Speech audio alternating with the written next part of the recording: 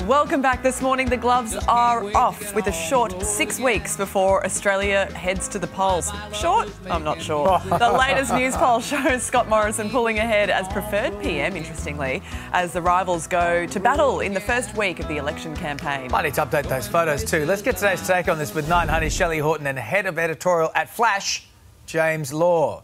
Do people do that with you all the time now? It's always in the back of my head. Good. Okay, cool. James, let's get back to the topic at hand here.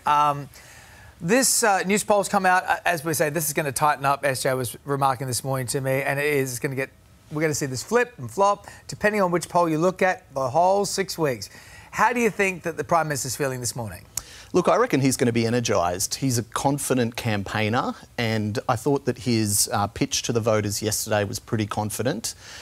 He kept it nice and concise and sharp. I think Albo's pitch was a bit more rambling. So I think that he probably is really backing himself in this. The thing that got me, though, is both of their pitches were just so limp. Like, I think that both parties have learnt not to be too ambitious, that the voters will be a bit scared if they, you know, promise too much. So both of them were kind of saying, we're the government that you could tolerate, which to me is just so uninspiring. Yeah, give us another chance is not really the best selling point in my opinion. Yeah. Well, Anthony Albanese, I think, has certainly learned from Bill Shorten's mistake at the last election. What do you think he needs to do, Shelley, to stand out to the electorate? I think that, first of all, maybe stop the sledging. I mean, we're all adults. We don't need that anymore.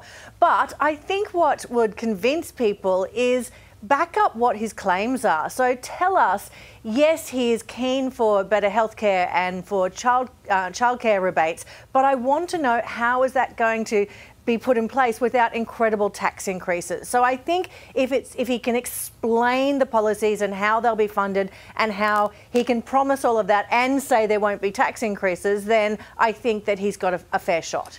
Yeah, I know.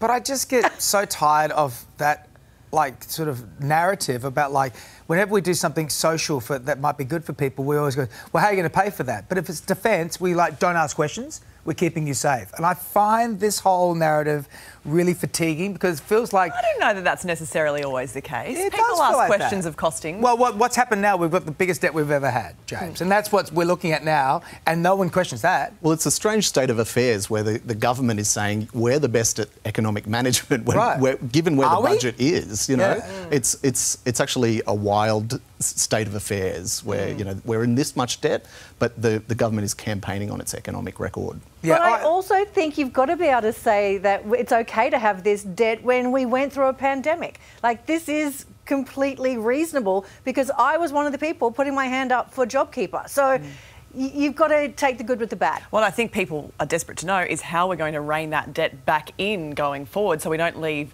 mountains and mountains and mountains of it for the next generation. Yeah, that's absolutely right. All right, also making news, a boss in the US has threatened to fire his staff if they dare to discuss their wages. The manager put up a warning letter in the staff room that has since gone viral, leaving most people there furious. Shelley, what do you think? I mean, people are going to talk about stuff like this, aren't they? You know what? I think it's vital that people discuss wages. That's how you find out if there's a pay disparity. That's how you find out if there's a wage gap. And we have been conditioned into not talking about money because it's taboo. It's not what we should do. This boss in particular, let's just put it out there, he's a douche canoe. No one wants a boss like that, and everyone who works there should leave, and he should lose his business. It's some sort of a canoe company he works for. A douche canoe. A douche canoe. Okay. A douche canoe, you know. Bless you, by the way. Keep that one up my sleeve the next time I meet one of them. But I think in particular, talking about how much you earn needs to be on an everyday conversation list because that's how we learn, and knowledge is power. OK. James, what do you think? Well, I mean, the sign says everything you need to know about this boss, right? Because it started with attention subordinates. He may as well have said attention douche canoes.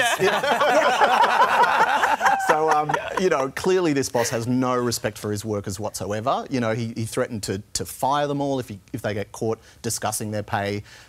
This comes from Kentucky. It's completely legal in Kentucky to discuss your pay with other people. So, I just think it was a funny thing for Jeff Bezos to do. Send it in an email, bro. He doesn't want them to know how much he's getting paid, probably. Guys, stay with us. Don't go anywhere. When we come back, inside Beckham's million wedding and the bizarre displays of affection. Plus, the trash police. They don't live inside of your head, they're coming to your streets. The Melbourne proposal that want to catch residents who don't recycle. Stay with us. All right, look out for the rubbish police because Melbourne residents with bad recycling habits will face the wrath of a 12-month feedback program. Boy, that sounds... I don't know what that sounds like. I've never heard of that before. But anyway, households will be selected at random to have their bins checked. Shelley and James still here to discuss this. Shell, what's your bin behaviour like? How have you really been? Okay. How's it really been? DC.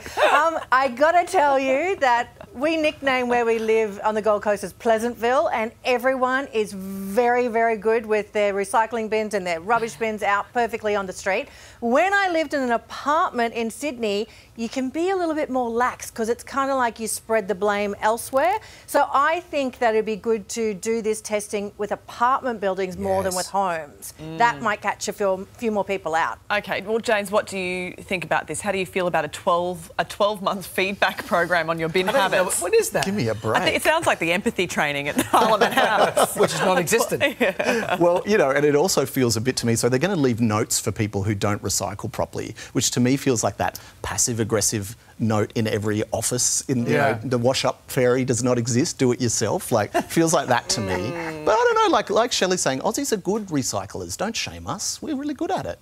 I think some of us are. But all it takes is for one foreign object in the recycling to mess up the entire batch. The entire batch is done. Yes. Yeah, anyway. don't you think it's that kind of like intervention into your life from a government that really makes people cranky? I don't want anyone picking through my bins bins. is pretty I mean, good luck to you. There's a lot of nappies, you know. Oh, God. I remember those days. Yeah. Remember those days. Also making news this morning, there is wild new detail this morning about Brooklyn Beckham and Nicola Peltz's whirlwind wedding. We've learned this morning that Brooklyn will take Nicola's last name as his middle name. That's cool. That's awesome. But it's not his only big display of affection. The couple have previously exchanged wisdom teeth, dipping them in gold and wearing them around their necks. I am utterly revolted, James. How about you? Yeah, that's not cool. I mean, yeah, remember how like Angelina Jolie had a vial of blood for her boyfriend? That was gross. Billy Bob. Billy Bob Thornton, that's right. But the thing I do like about this is they're meshing their names. So I have friends who one's had the last name Carters, the other had Clulo, and they've like legally smushed it together, and their last name now is Clulo. And they... Oh, wait, they changed it completely, not even a hyphen. That's cool. They've mashed it together, They went straight and the full kids benefit. now have that name. They went Carlo, I should say. Carlo is their last name. Oh, wow. And I reckon that's really cool. I mean, I don't know if it works for everyone, but, you know, Jefanovic, that could be cool. There's a lot of paperwork in that, Shelley. There's a lot of paperwork that I'm scared of. So, look, first the pic of the wedding has just dropped. Now, look at this. This is their pick. Oh, here we go. Oh, wow. Oh, classy. Oh, beautiful. Where's the wisdom teeth? Oh, I love Gee, it. I hope she wore a Victorian Beckham dress. Oh, that'd be... Because that's a, if you she know, did wear a hello. VB, what do you think, Shell? I absolutely love that. That looks fantastic. Gorgeous. I'm more concerned about the tattoos and the wisdom teeth. That's not cool. I've been married twice. I'd have a collection of teeth. That's probably not cool. That makes me sound like a serial killer. You do. You sound like a Don't serial you killer. and Karen have romantic exchanges of things and... Yeah, no. No. We're pretty traditional that way. He's more romantic than I am, but yeah, I think keep your teeth where they are. Don't dip them in gold and share them. Yeah. in your glass of water. Exactly. Like all good Australians should. Hollywood freaks. All right. Thank you, guys. Good to have you on. Enjoy the election campaign. Still to come this morning. Chaotic.